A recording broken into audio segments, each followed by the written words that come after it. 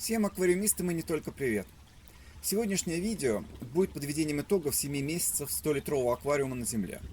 Так скажем, наглядное подведение итогов и наглядные перспективы его дальнейшего существования.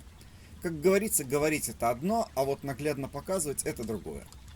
А что может нагляднее всего показать состояние растительного аквариума, как не скорость роста растений в нем, их разнообразие и состояние? Конечно же, и наличие или отсутствие водорослей, и состояние количества гидробионта в аквариуме. И, конечно же, озвучу показатели тестов воды. Вот этим сейчас мы и займемся. Повторяться о том, как запускал этот аквариум и что с ним происходило, не буду. Кому интересно или кто не смотрел, есть несколько видео, ссылки на них будут в описании. Если сказать коротко, для тех, кому некогда или неинтересно смотреть видео, то я в восторге. Да, именно не просто доволен результатом, а больше, чем доволен. Это мой первый аквариум на Земле. Я его старался запускать максимально точно по рекомендациям Дианы Вальштадт и Славы Юдакова, которые годами содержали аквариум на Земле и экспериментировали с ними. На данном этапе существования моего аквариума я полностью подтверждаю все то, что ими говорилось, а именно то, что если правильно запустить аквариум на Земле, то трава будет не просто расти, а переть в росте, да так, что замучишься ее косить. При этом нет никакой необходимости ни в СО2, ни в УДО, ни в мощном свете, ни в мощной фильтрации, ни в частых подменах.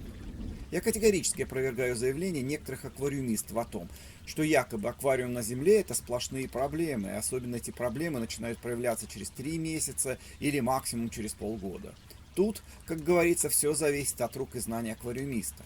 Естественно, как и в любом другом аквариуме, бывают переходные трудности и проблемы, возникающие при запуске любого аквариума, но этих проблем совершенно не больше, чем в других аквариумах. И при правильном содержании аквариума эти проблемы легко решаются.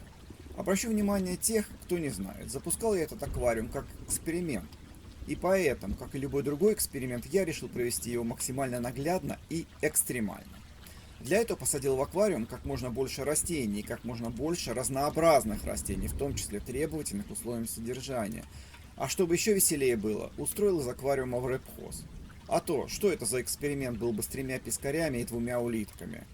Ну еще, для большей наглядности, содержу этот аквариум с минимальным количеством подмен, количество которых все меньше и меньше.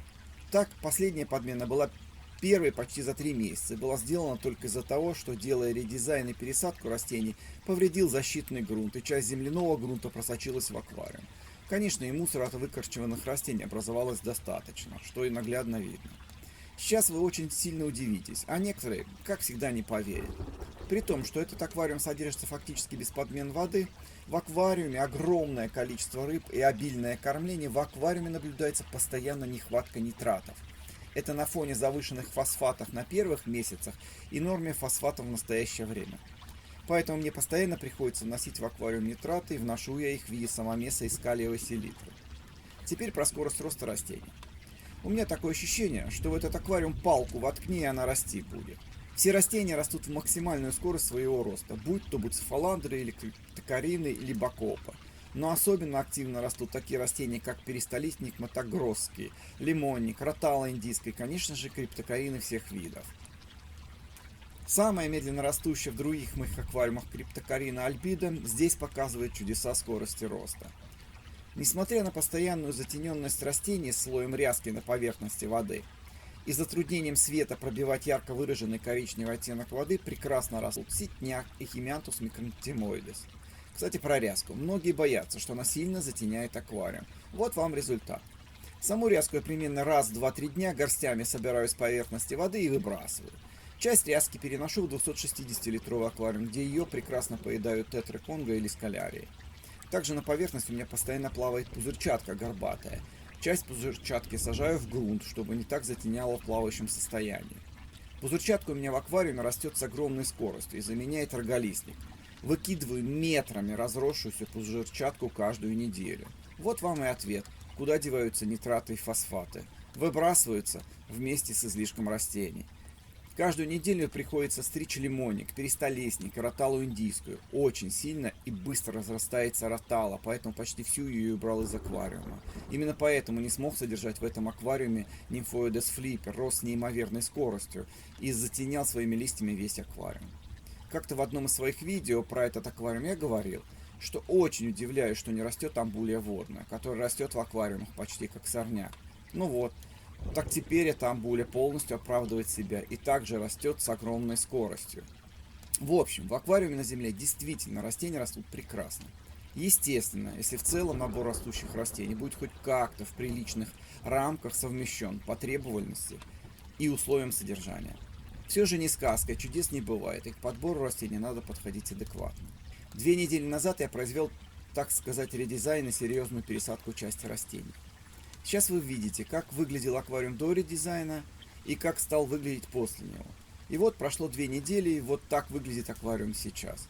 Это при том, что часть растений уже несколько раз пропалывалась и триминговалась. Как говорится, результат налицо. Да, и конечно же актуальный вопрос, а что с водорослями? Нетушки их, нету и все тут. Кто помнит, я посадил в аквариум несколько растений с бородой. Нет бороды, уже давно, не прижилась она. Сейчас нет даже ксенококуса на стеклах, а стекла чистил 1 раз за последние 3 месяца. И это при том, что в аквариум попадает целый день свет из окна, а рано утром даже прямые лучи солнца. Чуть остался ксенококус на старых листьях медленно растущих растений. Напомню, вода-водопровод, смешиваю воду из горячего и холодного крана. Многократно говорил, что у меня kpH горячей воды 2, а холодной выше 14, а то и 17 бывает. А теперь озвучу параметры воды. Регулярно делаю тесты только на нитраты и фосфаты, остальные сделал впервые за 3 месяца. Стараюсь вливать воду пожестче, чтобы избежать падения кислотности воды и закисания земляного грунта. По итогу kpH 9, pH 7,2, нитраты 10. Повторюсь, постоянно дополнительно их вношу и стремятся они к нулю. Фосфаты 0,5. Аммиак, нитриты отсутствуют. По итогу 7 месяцев категорически могу сказать, что аквариум все больше и больше радует. Прекрасный результат даже при таких экстремальных условиях содержания и количестве рыб. И это при минимуме затрат времени, сил и средств.